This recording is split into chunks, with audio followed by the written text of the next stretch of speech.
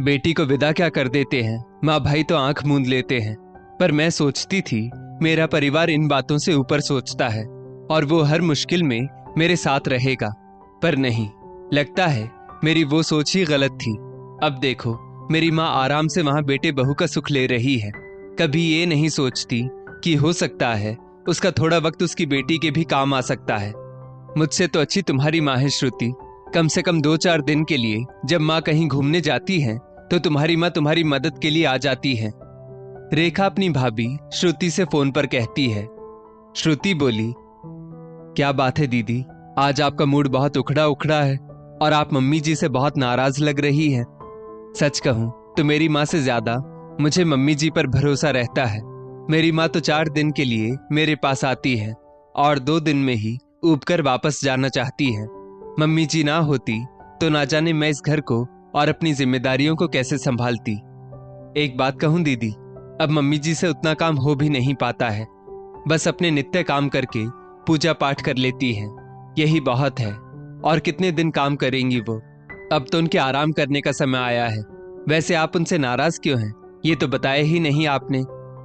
रेखा बोली, ये अच्छा है श्रुति, जब माँ के शरीर में ताकत थी तुम लोगों ने उनके शरीर का पूरा फायदा उठाया। अब जब मैं कह रही हूँ कि मुझे उनकी मदद चाहिए तो तुम बहाने बना रही हो। मुझे ये बता रही हो कि मेरी माँ अब मेरी मदद करने लायक नहीं है। श्रुति बोली, नहीं नहीं दीदी, मेरे कहने का ये मतलब नहीं था। मैं तो ये कह रही हूँ कि शुरुआत में उन्होंने मेरी बहुत मदद की, पर अब उनके आराम करने के दिन आए हैं तो बस मैं चाहती हूँ वो आराम करें। और अगर वो आपकी मदद के लिए जाना चाहती है तो मैं भला कौन होती हूँ उन्हें रोकने वाली। वैसे भी एक माँ को उसकी बेटी से मिलने से कौन रोक सकता है, और मुझसे पहले उन पर आपका अधिकार बनता है। ननद भाभी बातें कर ही रही थी कि तभी श्रुति का पति विकास आता है और कहता है, श्रुति किससे बात कर रही हो तुम, और किसका किस पर अधिकार बनता है। श्रुति ने फोन विकास को पकड़ा दिया। विकास बोला, हाँ दीदी बोलिए, क्या हालचाल है। रेखा बोली, हालचाल अगर तुम लोग चाहो तभी ठीक रह सकता है, और तुम्हें भी क्या कह सकती हूँ, तुम तो छोटे हो, माँ को भी अब मेरी चिंता नहीं है। विकास हंसते हुए बोला, क्या बात है दीदी, हमसे कोई गलती हुई है क्या, और आप माँ से क्यों नाराज हो, आप तो उनकी लाडली हो। रेखा बोली, बस बस रहने दो, अगर मैं लाडली हूं तो क्या मेरी मदद के लिए कुछ समय वो यहां नहीं आ सकती थी। कितना मुश्किल होता है बढ़ती लड़की को संभालना, किसी अजनबी पर उसकी जिम्मेदारी देना और ऑफिस जाना। तुम नहीं समझोगे, वहां मां ने सब कुछ संभाल कर बसा बसाया घर जो श्रुति को दे दिया है। विकास बोला, नहीं दीदी ऐसी बात नहीं है, आप तो जानती हैं आपकी बेटी मनीषा अकेली है, पर श्रुति को जुड़वा बच्चे हुए थे।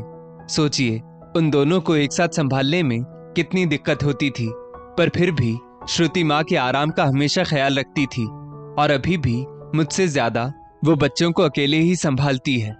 खैर लीजिए, माँ भी आ गई है, आप उन्हीं से बात कर लीजिए। रेखा के पिता ने बड़े धूमधाम से रेखा की शादी की। फिर 2 साल बाद बेटे विकास की भी शादी हुई। सब कुछ अच्छा चल ही रहा था कि उसी दौरान रेखा के पिता की मृत्यु हो गई। तब अपना हिस्सा लेने रेखा जरूर आई थी।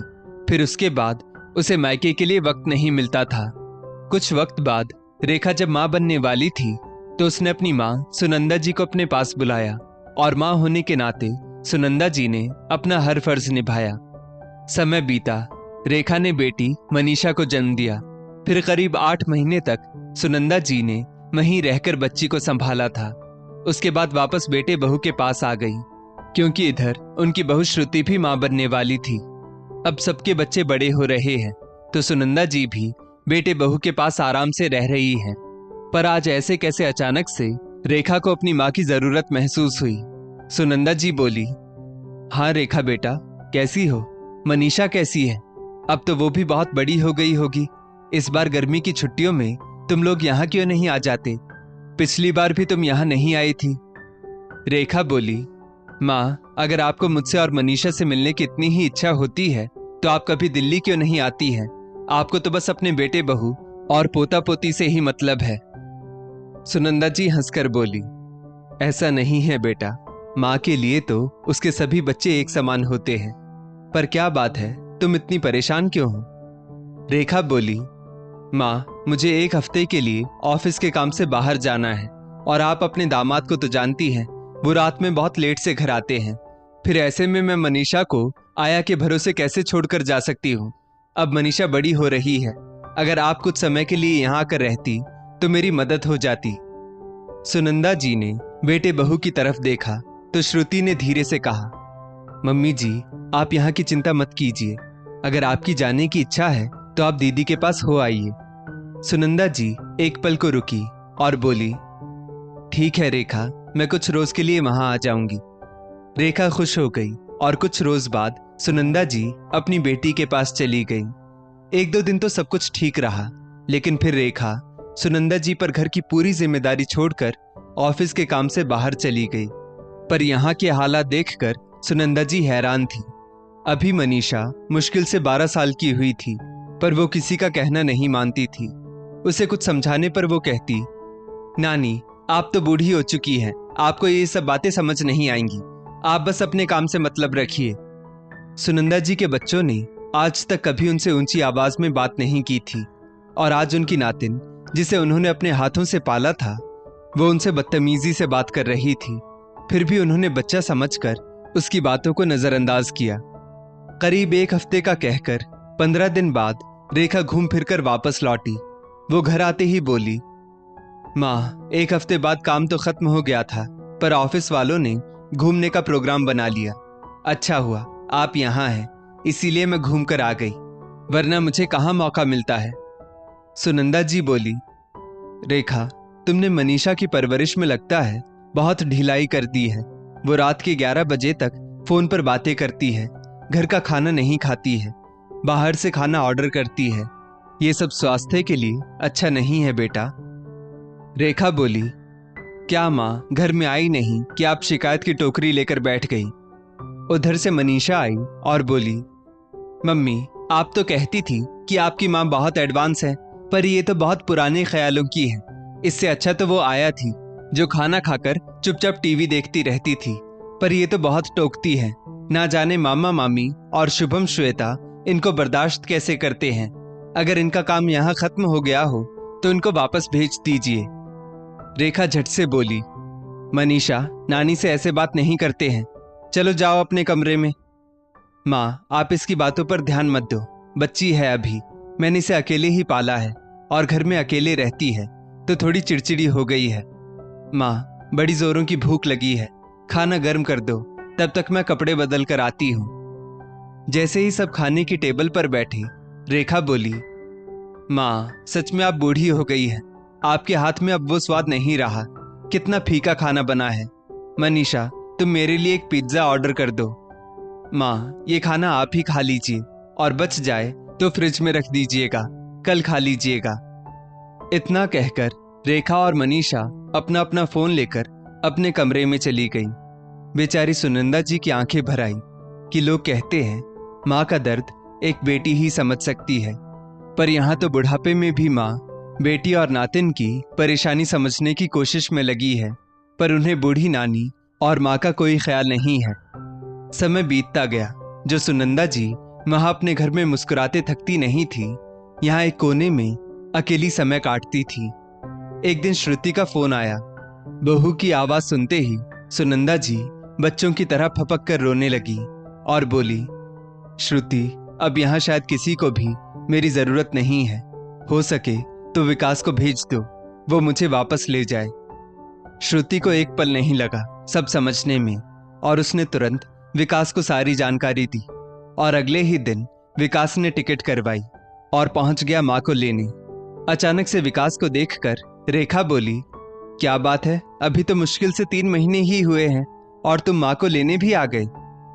विकास बोला, हाँ दीदी, वो माँ का मेडिकल ड्यू हो रहा था, उनका पूरा चेकअप भी तो करवाना है और दिल्ली में इलाज कितना महंगा है, तो मैंने सोचा आपका खर्च हो उससे अच्छा है मैं माँ को ले जाकर सब टेस्ट करवा दूं।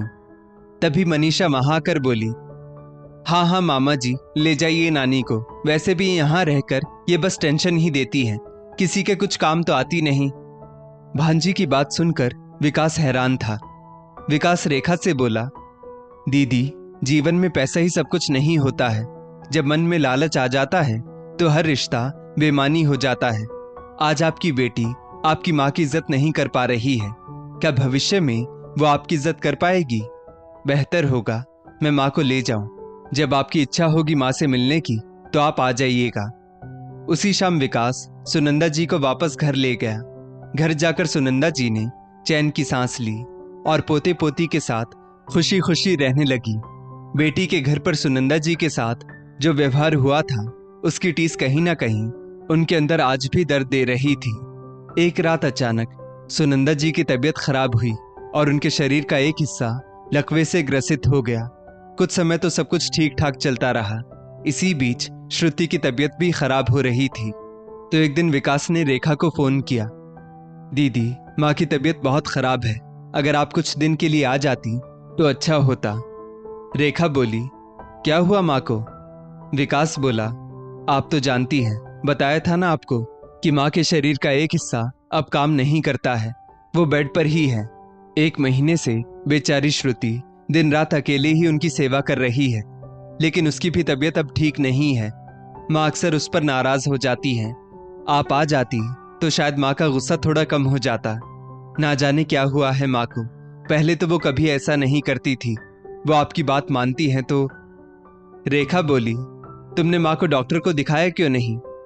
विकास बोला, दिखाया था दीदी, पर डॉक्टर कह रहे हैं अब इन्हें अस्पताल में रखने का भी कोई फायदा नहीं, क्योंकि ज्यादा दिन अब इनके पास बचे नहीं हैं। इतना कहते कहते विकास रोने लगा।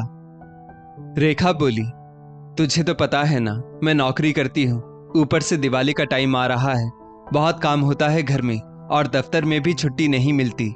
तुम ऐसा क्यों नहीं करते, माँ को किसी सरकारी अस्पताल में एडमिट करवा दो, पैसा भी कम लगेगा और तुम लोगों को भी आराम मिल जाएगा। विकास अपनी बहन की बात सुन अवाक सा रह गया और बोला, दीदी, आपका घर वो है, तो जब हमारे घर का बंटवारा हो रहा था तो आप हिस्सा मांगने यहाँ क्यों आई थी? और जब माँ हमारे बच्चों की देखभाल कर रही थी तब आपने मनीषा की देखभाल के लिए माँ को वहां क्यों बुलाया था? हर चीज में आपने अपना बराबर का हिस्सा लिया। अब वही माँ जिसने आपको सब कुछ दिया, अपनी बहू और आप में कभी फर्क नहीं किया। सिर्फ आपके कहने पर मैंने माँ को आपके पास भेज दिया था, पर माँ के साथ वहां कैसा व्यवहार हुआ ये मैं भी जानता हूँ। अब जब उनका सब कुछ आप ले चुकी हैं तो आप माँ के लिए कुछ समय भी नहीं निकाल सकती। अरे मैं कौन सा आपको माँ के लिए पैसे खर्च करने के लिए कह रहा हूँ जो आपको नानी याद आ रही है, पर आप तो माँ की सेवा भी नहीं करना चाह रही हैं। आपको पता है ना कि मेरी साली की शादी में 10 दिन बचे हैं। बार बार वो लोग हमें बुला रहे हैं, पर श्रुति माँ की ऐसी हालत देखकर वहां जाना नहीं चाहती है। आप भी तो सोचिए, उसकी भी तो इच्छा होती होगी कि वो अपने मायके जाए। रेखा बोली, तो इसमें क्या है, तुम लोग किसी आया को वहां छोड़कर शादी अटेंड करके आ जाओ। विकास बोला, दीदी आप कैसी बात कर रही हैं? अगर हम लोग उधर गए और कहीं पीछे से माँ को कुछ हो गया तो लोग क्या कहेंगे? याद है आपको, आप अपने ससुर जी को हाई बीपी में अकेला छोड़कर पापा के गुजरने के बाद हिस्सा लेने के लिए यहाँ दौड़ी चली आई थी। बेचारे चल बसे थे ना आपके ससुर। रहने दीजिए दीदी, आप दिवाली मनाइए, ये सब तो चलता ही रहेगा, पर मैं अपनी माँ को सरकारी अस्पताल के बेड पर मरने के लिए नहीं छोड़ूंगा। रेखा बोली, विकास तुम ज्यादा नहीं बोल रहे हो? तुम्हें क्या लगता है तुम ज्यादा पैसे वाले हो गए हो? और फिर तुम्हारा और श्रुति का फर्ज बनता है कि माँ की सेवा करो। मैं तो वैसे भी अब पराई हूं।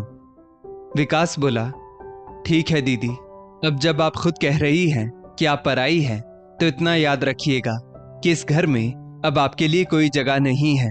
और हाँ, आज एक बात आपसे कहता हूँ, माँ की इस हालत की जिम्मेदार कहीं ना कहीं आप हैं, क्योंकि जब से माँ वहां से आई हैं तभी से उनकी तबीयत बिगड़नी शुरू हुई। बता सकती हैं क्यों? अरे माँ भले ही हमें कुछ कह नहीं रही, पर माँ की आंखें सब बोलती हैं। चलिए अच्छा है, कम से कम आपसे कोई उम्मीद तो नहीं रखूंगा। वैसे भी जब इंसान का लालच पूरा हो जाता है तो रिश्ते उसके लिए बेमानी हो ही जाते हैं। तो अब आप भी यहाँ कभी मत आइएगा। इस घर के दरवाजे आपके लिए हमेशा के लिए बंद हो गए हैं। इतना कहकर विकास ने फोन रख दिया। करीब 1 हफ्ते बाद सुनंदा जी दुनिया से चली गई। वो अपनी बहू को ढेर सारा आशीर्वाद देती हुई गई और जाते जाते बेटे से बोली, अगले जन्म में भी तुम ही मेरी कोख से जन्म लेना। बस भगवान मुझे रेखा जैसी बेटी ना दे जो बस लालच के लिए रिश्तों को याद करती है। रेखा के आने से पहले ही सुनंदा जी के अंतिम संस्कार की तैयारी शुरू कर दी गई। श्रुति ने जब विकास से कहा तो विकास बोला, जिस बेटी को मरती हुई माँ की चिंता नहीं थी उसे उसके अंतिम संस्कार में शामिल होने का भी कोई अधिकार नहीं है। दुनिया क्या सोचती है मुझे इससे कोई मतलब नहीं, पर मेरी मरती हुई माँ को मेरी बहन ने बहुत दुख दिया। अब उसके लिए इस घर में और हमारे दिल में कोई जगह नहीं है। और हाँ, खबर भिजवा दो किसी से कि वो यहाँ भी ना आए। एक वो दिन था और एक आज का दिन है। रेखा के लिए मायके के दरवाजे हमेशा के लिए बंद कर दिए गए। और जैसा मनीषा का स्वभाव था, आगे चलकर वो रेखा की एक बात नहीं सुनती थी। तब जाकर रेखा को एहसास हुआ कि उसकी माँ सच कहती थी कि पैसों से बढ़कर रिश्तों को समय देना चाहिए, क्योंकि वक्त और इंसान एक बार चला जाए तो वो लौटकर नहीं आता है। दोस्तों, इस स्टोरी को लेकर आपकी क्या राय है, नीचे कमेंट करके ज़रूर बताइएगा। और ऐसी ही और भी बेहतरीन वीडियोस के लिए हमारा पेज ज़रूर फॉलो करें। धन्यवाद।